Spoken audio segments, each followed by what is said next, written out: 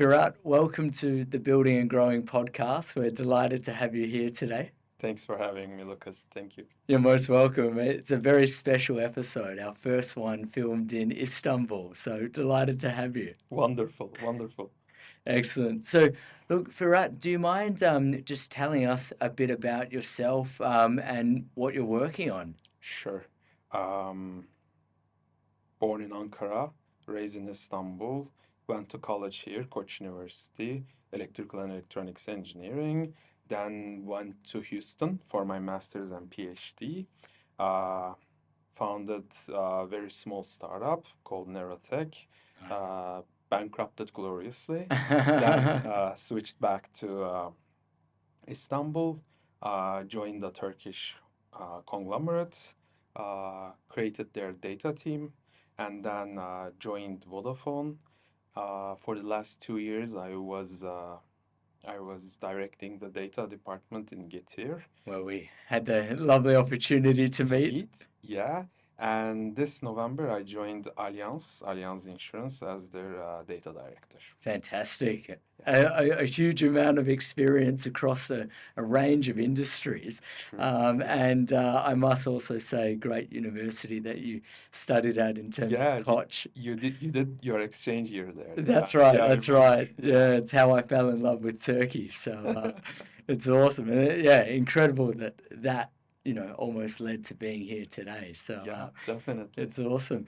But look, Firat, you've talked about a number of different companies that you worked at, and you're in, a founder. You've worked across the different sort of facets of data science.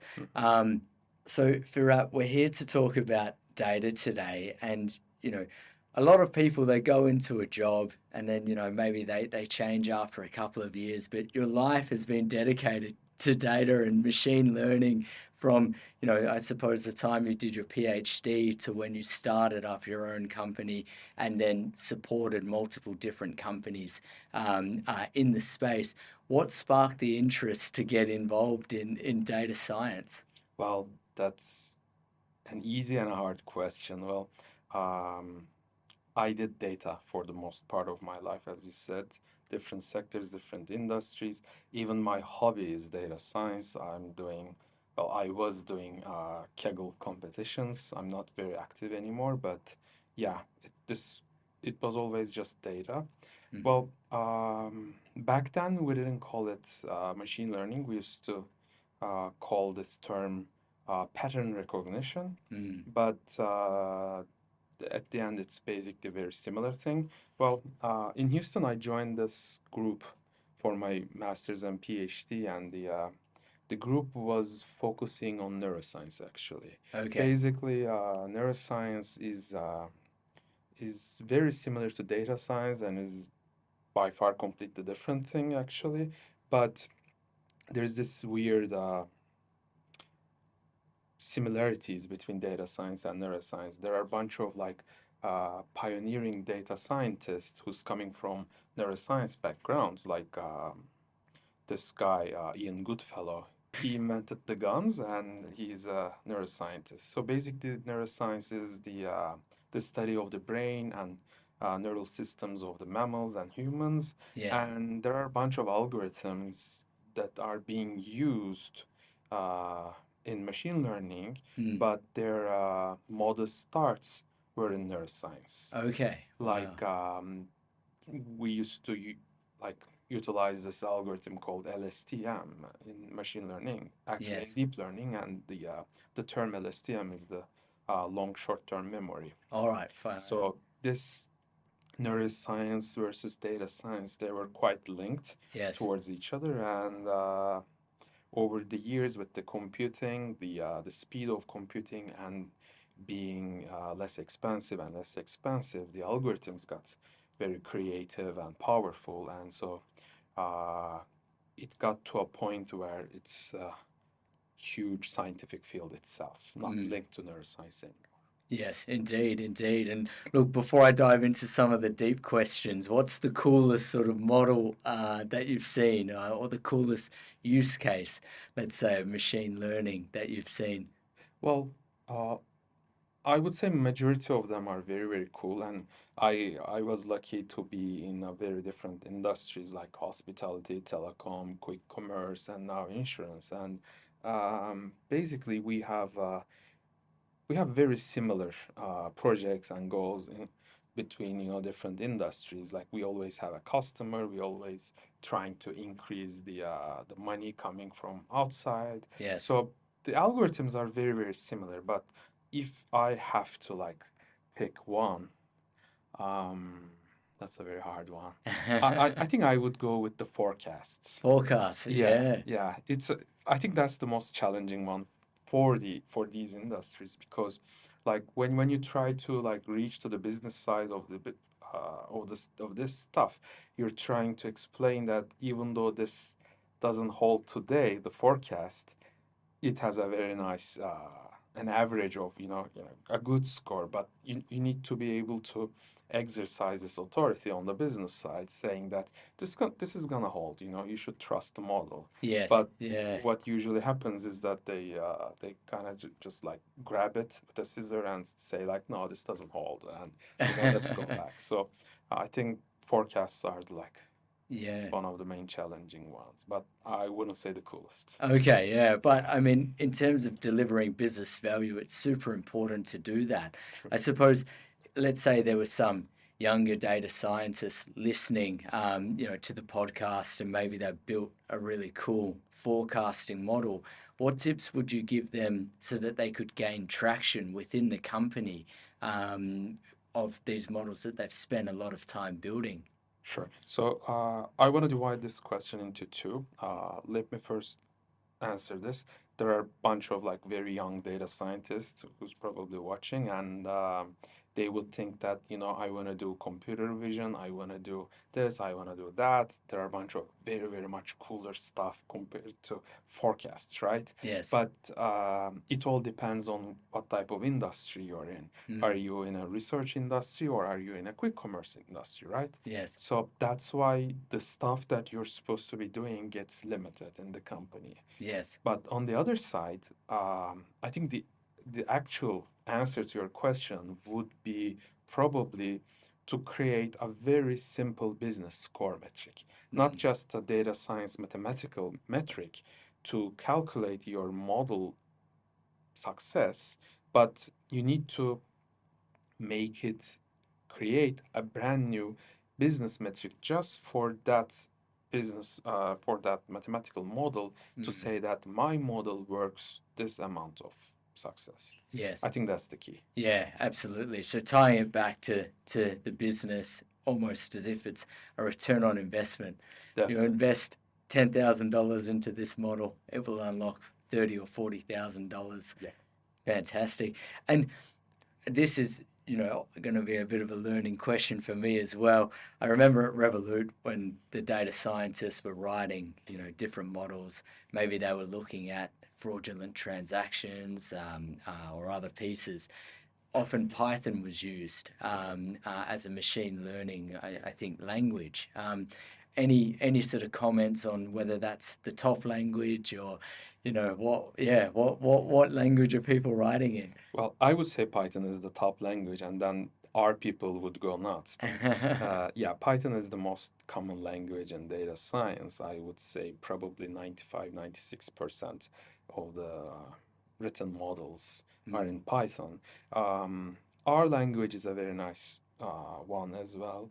Well, they lack in the deployment part, but what they shine is their statistical packages. okay. Basically, if you're doing some A and B testing or some inferential statistics, then R is your key. But if you're deploying a model where you want this model to be live and like doing its calculation, doing its stuff like daily basis, monthly basis, whatever, Yes. then you should stick to Python. All right. So Python is really for machine learning. R is much more focused on Statistics. statistics. Yeah. Fantastic. Fantastic. And, we're seeing lots of tech companies hire data scientists, machine learning experts, statistic experts in order to create competitive advantages. are you able to talk about sort of how the landscape has changed for data scientists since perhaps you graduated uni? Sure. Uh, During my early professional experience days, um, data scientists, they were not very popular, and when we were thinking that we could be in a very top spot, people weren't convinced. At that Geçmiş time, olsun. yeah, yeah, at that time, like still experience versus data-driven decision making was still in challenging competitive spot. Right now, it's much, much better. Nobody would look at you in a weird way, Yeah. saying that, you know, you have a bunch of data scientists and you're doing cool stuff in data science and you're letting the decision based on data. Mm. But that wasn't the case Yes. like 10 or 12 years ago. Okay, okay. And in terms of the sort of the application of these models, let's say that you've got, um, I'm not sure, an upselling strategy. You know, what were businesses doing before they brought in machine learning models that can automatically target people based upon previous purchases in order to drive that incremental revenue? What was the process before the This machine learning era. model came in? So basically, they were putting a lot of like set of rules. Basically, they were creating some thresholds based on their experience, Yes. and they were saying like if this is above threshold, do this or do that. Hmm. So basically, kind of a like um, some set of decisions based on preset thresholds, Yes. but they weren't consulting the previous results. Hmm. And even though they were experienced, they were not able to grab every single feature attributes affecting to that model. Let's say what let's say, well, we met in Getir, right? Let me give you an example.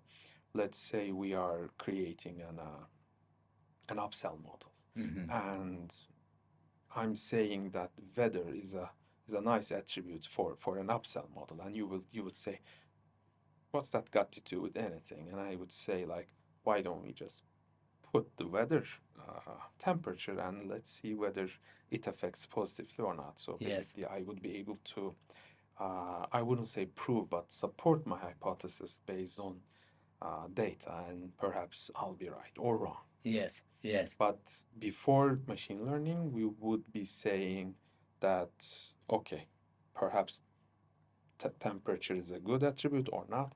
Let's put a threshold of, I don't know, 22 degrees.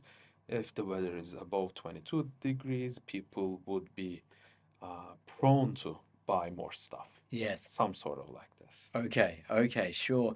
And more we're seeing different tech stacks come out. And I think I'm going to divide this question into, let's say non-data centric people, and then we can dive back into the model side of things. Sure. So if I think back to Revolut, data was self-serve through Metabase, Mhm, wherein everyone had to write SQL to access it. mhm. Whereas other companies use platforms like Tableau, for example. True. How have you seen data be democratized to non-data stakeholders in the past few years? Well, I've seen both sides. Some companies prefer to democratize fully, Mm, and they open pre-certified SQL tables hmm. performed by the data department, and Yes. you can use this type of programs like Tableau and to just drag and drop, put this thing on x-axis and put the another thing on the y-axis, and Yes. pivot your stuff, and it's basically easy stuff, right? And I've seen the other side as well, where they lock the data and where you're not allowed to see stuff. Basically, you're just ordering some reports, and Mm, basically you can see the aggregate results yes. based on your department. Uh, I think both of them have advantages. Mm, I think a hybrid solution would be my choice if yes. I would be the decision maker there.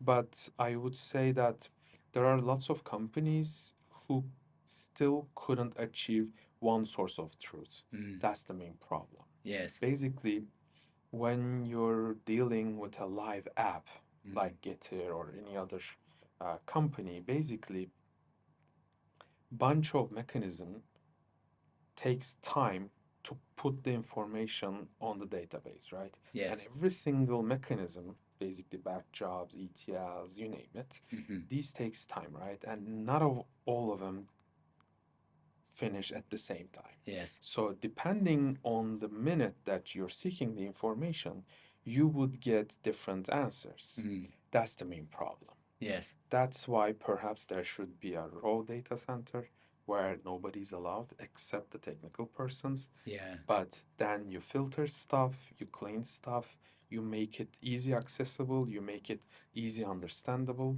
Yeah. accessible, feasible, understandable stuff. Then you democratize stuff. Yes. Fantastic. No, I really like how you sort of laid that out. And when you're diving into, let's say, data moving, you mentioned that they move at different speeds. Some data might be real time, other data might be batched. Yeah.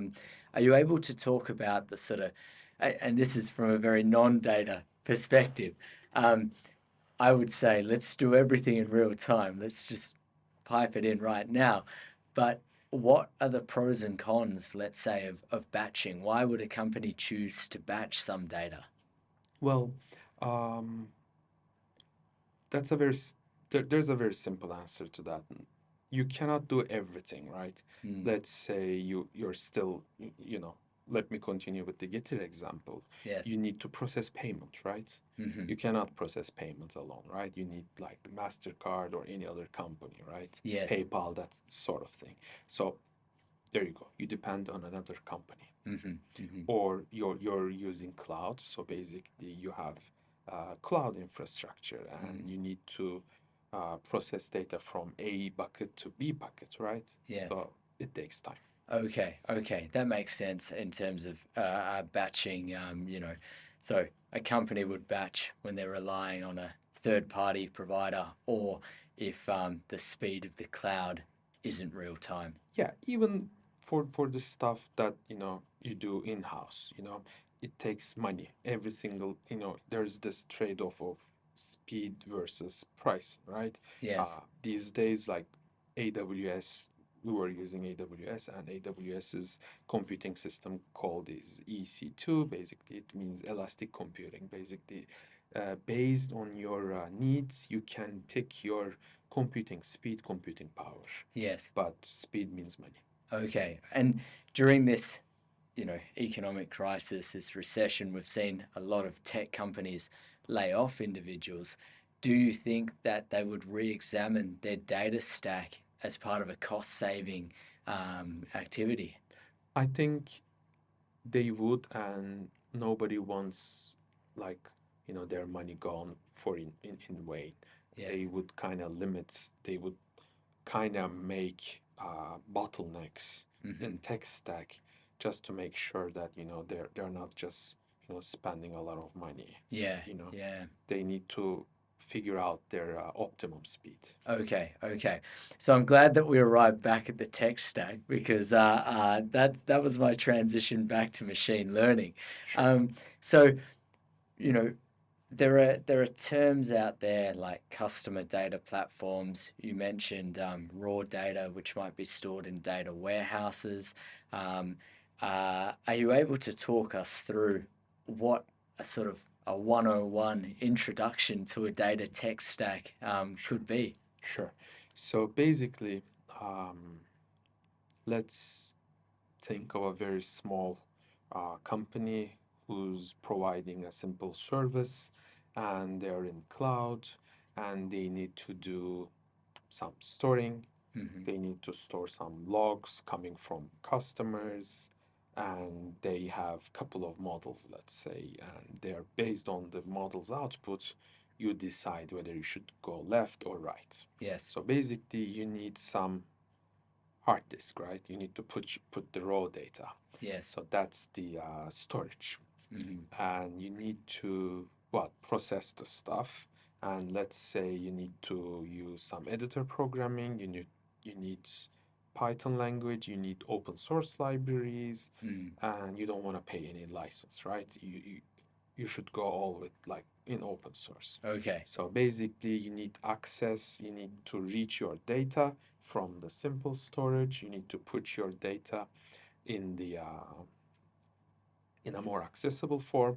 You Mm. should process it, you need to prep your data, you need to feed the model, you need to build the model, you need to train the model, and then you need to like dump the output in back again in a simple storage. Yes. And then somebody from the business side should be able to access it. And Yes. that's called the BI tool. Uh-huh. That's it, I think. Yeah, fantastic. Yeah, so I mean, all the way from, I guess a physical data server through open source, and then transformed and loaded into let's say let's say accessible to a BI tool before the business people are able to access it. Yeah. I think it makes me, I don't know, I wish I had have known that when I came out of uni, how much work was required to get data in a good format to Yeah. then be used by the business. Yeah, usually if you're dealing with some edge computing or anything, what you get as an input or an output is like a mindless JSON file or some sort of like not perfectly structured file. Yes. Basically, you need to convert that to a much read accessible formats like comma separated value formats. Yes. What we call CSV. CSV, yeah. So I know that purely because of downloading some from Excel, because different programs would only accept a CSV type file. For example, HubSpot. But never touched a JSON file before, and hoping that I don't have to. Yeah, you shouldn't have to. So one of my favorite examples of a business educating its staff on data and the importance of data was Airbnb. I think they created a data university to educate everyone, and then they tracked the impact of the data university by the daily active users or weekly active users of their business intelligence tool. But I guess for those on the podcast who might not be familiar with, data science and its applications, what advantage could data science and having the business be more data driven bring to, say, Airbnb? Well, if I would be leading that school in Airbnb, I would say that as the employees get some sort of data literacy increased, they would start asking more data-oriented questions. They would be like filtering all the trivial questions or time-consuming, not very well-wordy stuff Yes. that people usually ask from data department. I think like overall the level of business sophistication would be increased dramatically. I think Okay. that's what I would expect from that sort of uh, professional school Yes. inside a dedicated company. And when you think about Airbnb, I like from top of my head, I can think like bunch of models and bunch of algorithms, mechanisms, and smart stuff that probably they're in place. But Yeah. I think when you teach these type of stuff to the business side as well, I think that's becomes a more a visions thing. You know when you get educated with data on top of business, and you Yes. combined two of very great assets to yourself, and both you can ask your business stuff, and now you have some sort of way to achieve this, but using your data, using your technical stuff. I think that's brilliant Yeah. what the Fantastic. Airbnb is doing. Yeah, and I mean it's such an interesting business because you've got properties, and then I know that they've introduced other things now like tours and stuff like that. But the cool properties, that's what we love, eh? Yeah. And then they've got dynamic pricing options for the host to put in. So if you put a minimum stay of X, then the price will decrease.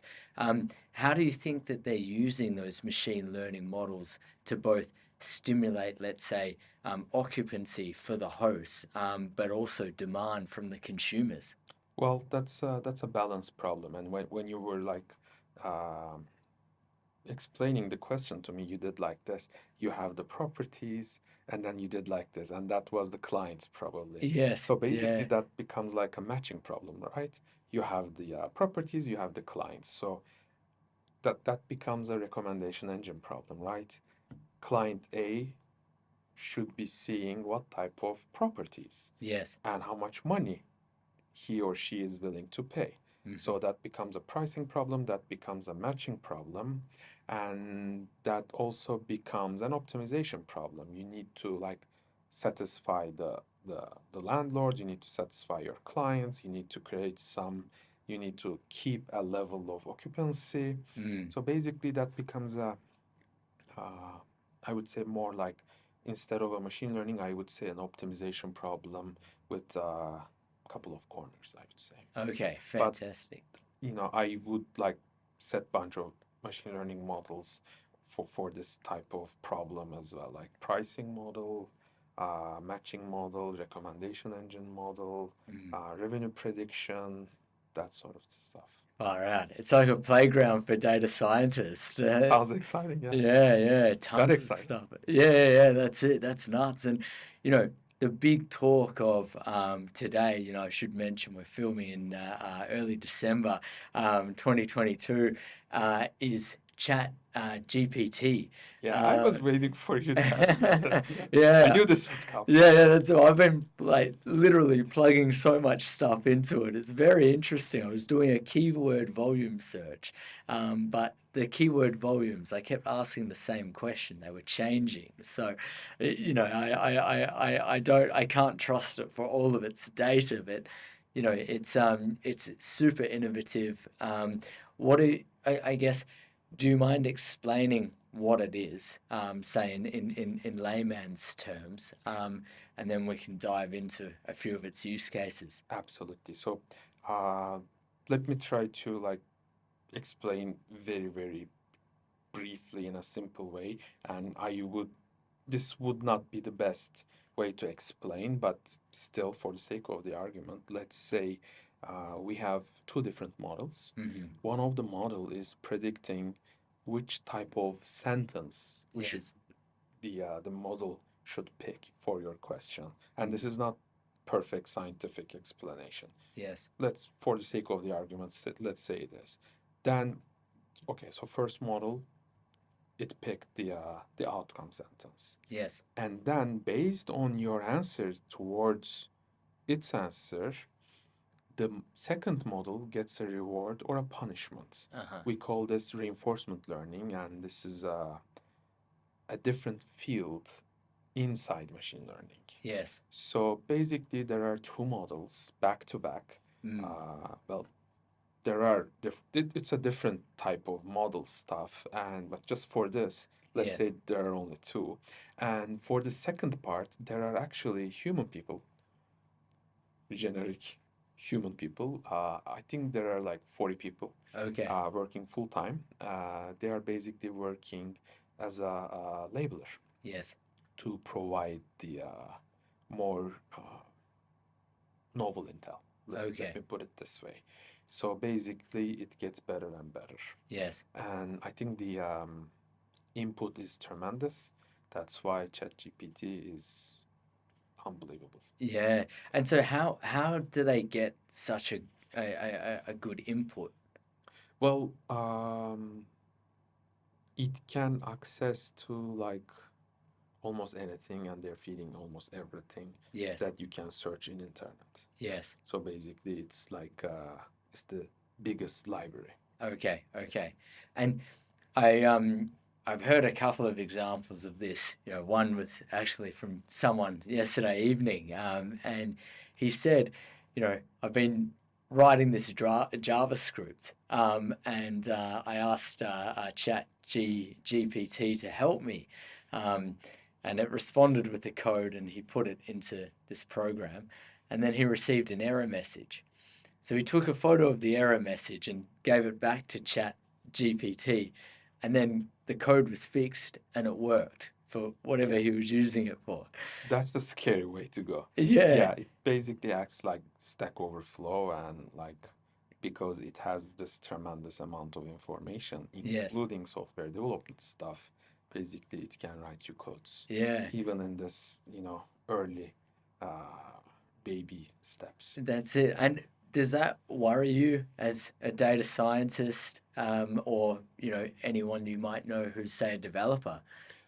I don't know how to answer. I don't know how I feel, but over the years, data science was kind of transformed into auto machine learning stuff as well. Yes. And the whole idea behind this was basically, okay, we know that data science is worth a lot. We know that data science is an essential, crucial part of the business. Mm. So how can we use this gun inside business, Yes. without the need of data scientist people? Yes. And the answer was AutoML.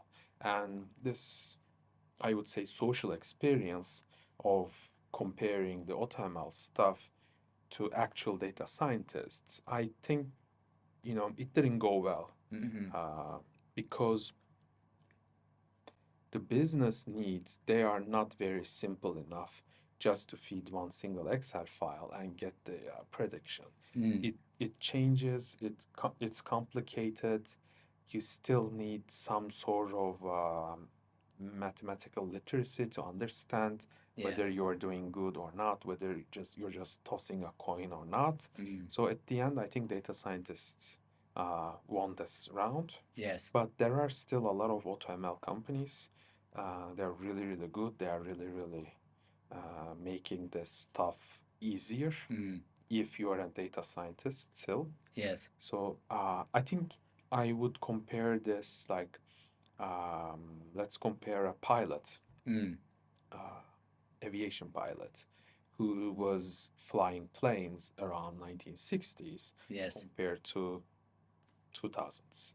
I think yeah, okay, you still need a piloting license, but it's much easier, right? Yes, I indeed. think that's the same case. Yeah. You still need a pilot to Yes. fly. Well, that might be a very bad example because you won't need a pilot, but still, still you need a data scientist to, Yeah. make it good with these programs. Yeah, the takeaway that I got from what you've just said is that, say, in the auto ML days, what the data scientists had that the auto ML didn't have was context. So there's still a place for the data scientists to use these tools.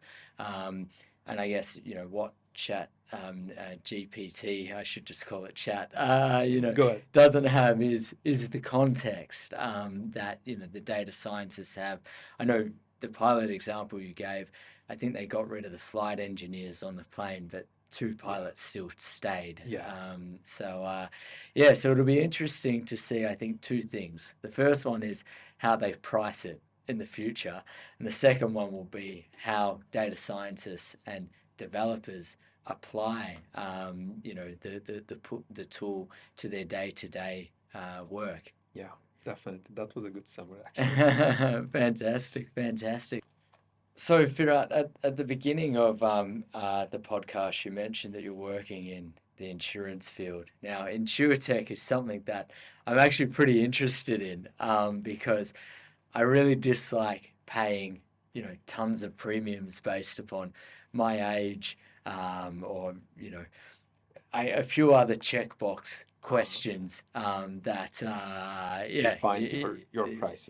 exactly. Whereas in the UK, I've seen different insurtech companies which have come out and maybe they're offering insurance for cars and it's based upon the mileage or, data points of the car.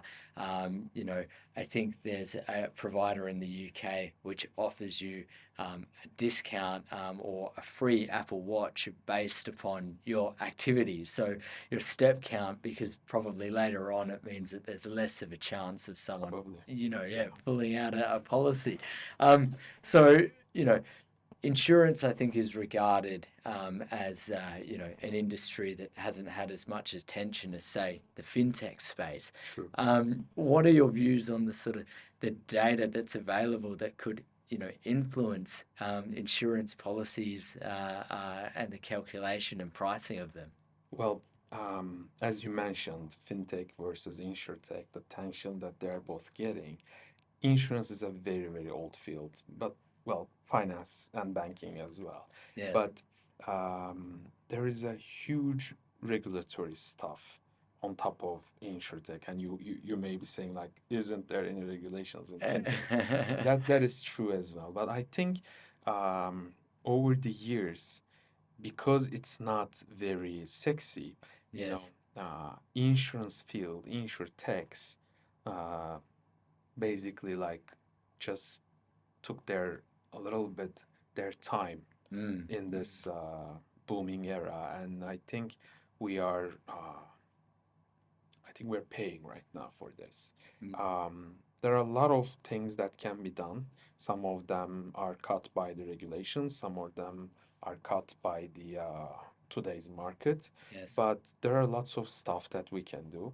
Um, Insurance companies know a bunch of stuff, their attributes, their customer attributes, like they know your age, they know your medications, they know what when you went last time, your hospital visits, your Wow. dentist records, you name it. Yes. So we know a lot of, stuff about our customers. But the thing is, it's heavily regulated. Yes.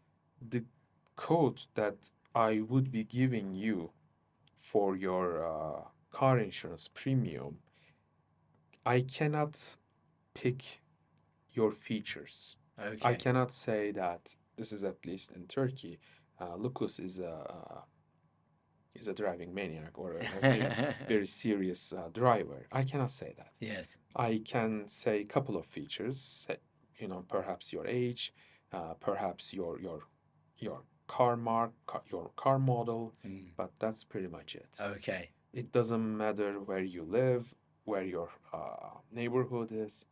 These are stuff that I cannot do, Yes. actually, for today. So that's why the data scientist in insurance gets creative. Yes. Basically, you need to mirror these features and make your own models. Mm-hmm. Yes, we cannot use these when we try to price your quotes, Yes. but we can always create some assessments, some risk scores Yes. based on all the features that we know. Mm-hmm. So basically, there is a curtain and there's behind the curtain. Look, Firat, we've covered a lot today. First of all, I want to thank you so much for all of the input from, talking about your career to the different machine learning models that exist and the different languages that power them. So Python on the ML side, R for the statistical side. We've talked about tech companies and their applications of machine learning, as well as insurance, and talked about ChatGPT. So who knows how that's going to change the world. But I just wanted to finish off by seeing if there's any sort of key takeaways that you want to share with the audience about life as a data scientist or being an operator. Well, first of all, thanks for having me. It was a very nice chat.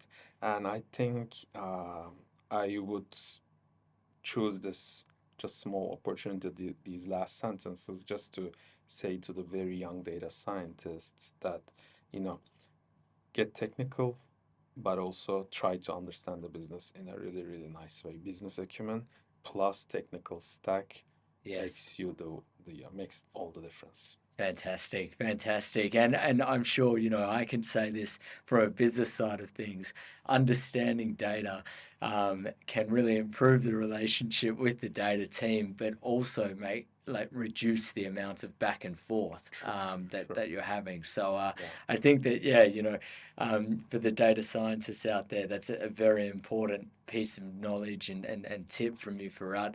But for all of those business people listening, don't get lazy, learn a bit about Learn the other data as side as well. well. Yeah, indeed. Yeah, at the end, I think it all comes to making something more efficient or something cheaper or something pricier, Yes, faster. yeah, That's the indeed. term. Excellent. Firat, thank you so much. Teşekkür ederim. Thank you, Lucas. Teşekkürler.